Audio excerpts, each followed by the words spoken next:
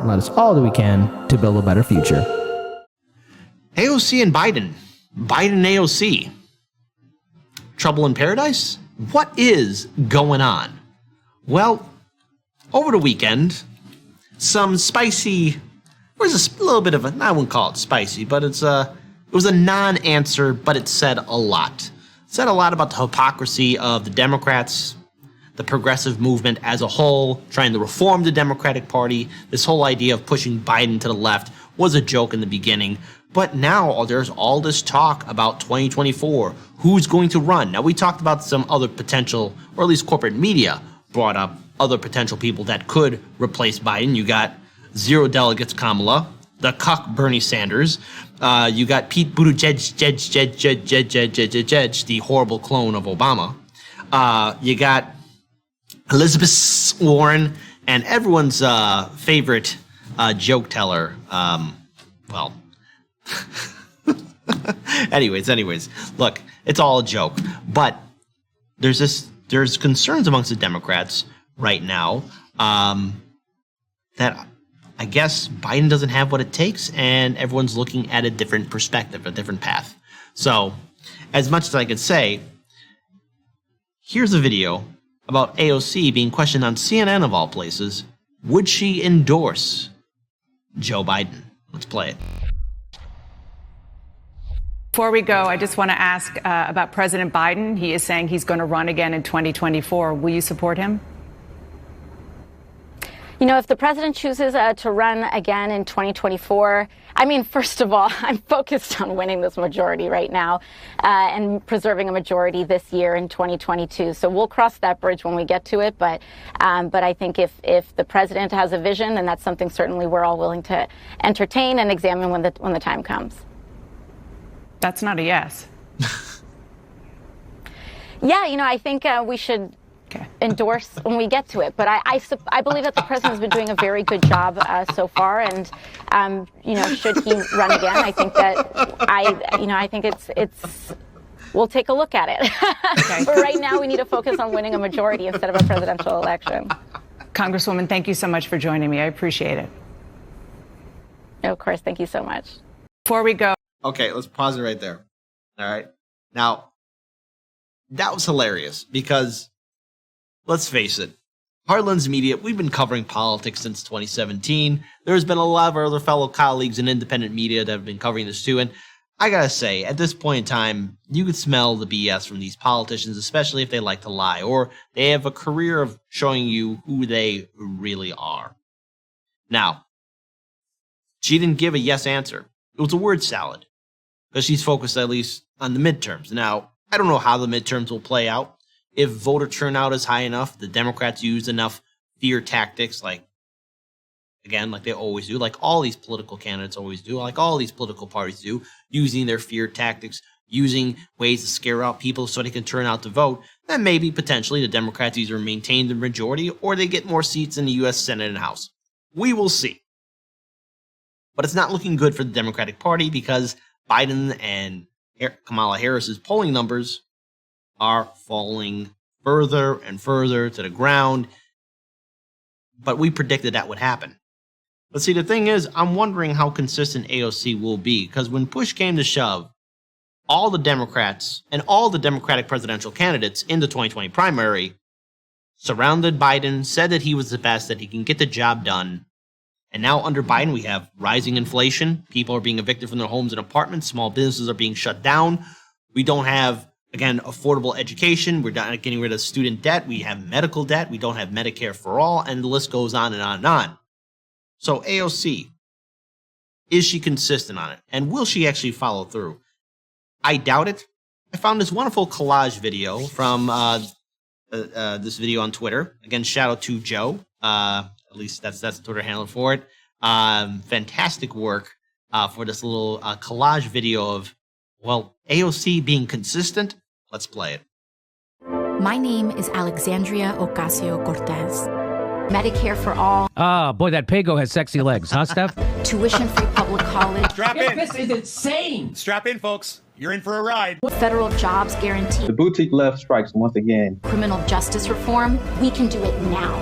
It doesn't take 100 years to do this. It takes political courage. Start bringing the ruckus on the Democratic Party. I'm in the House that Ms. Lawson will vote nay. Oh, the infamous president vote. On House Resolution 483 amendments. He votes nay. Was it worth doing present? Because it didn't really satisfy anyone. Nancy Pelosi, that's Mama Bear of the Democratic Party. You know that. And Start bringing the ruckus on the Democratic Party. This is only ceasefire. This is only ceasefire. This is not a victory. People still owe money. People still owe money. People still owe money. And so we started Can we pause it here for a second? Literally. So shout out to Frank Analysis when he got that video, because that video is gold. Pure 100% gold. Because people still owe money and people are still being evicted from their homes and apartments. And this is, again, when Biden got inaugurated into office. This was happening under his administration, people being evicted from their homes and apartments. This is something that's very brutal and something that a lot of Americans have to deal with. Some right now are probably wondering if they will be evicted from their homes because we have rising inflation, we have a lack of economic opportunities, and our government isn't doing anything to bail out the American people. So let's play the rest of the video if we can. running full clip. AOC, is it okay if I get like a question or two? That's it. So you just show up for a photo op and that's it. You're not actually going to fight in Congress. No, what is she going to do? What would tax the rich written on a designer dress do for you and your family? Are you for real? We have to have respect for children, respect for families, respect for human rights. Are you for real?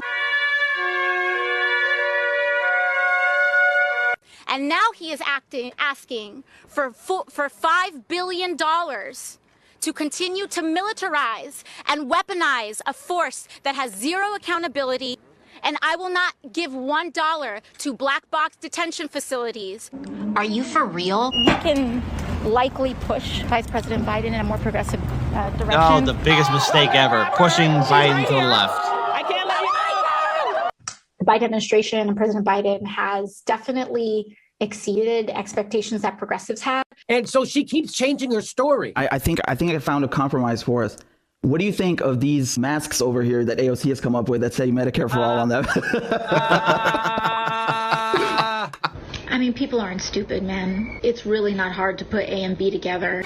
Start bringing the ruckus on the Democratic Party. You gutless wonder, AOC. Oh my God, you fucking phony. It's time we acknowledge that not all Democrats are the same.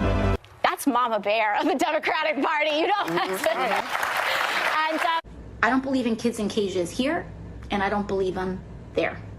Are you for real? I don't believe them anywhere. I don't believe in U.S. funding supporting state violence here, in Colombia, or anywhere else.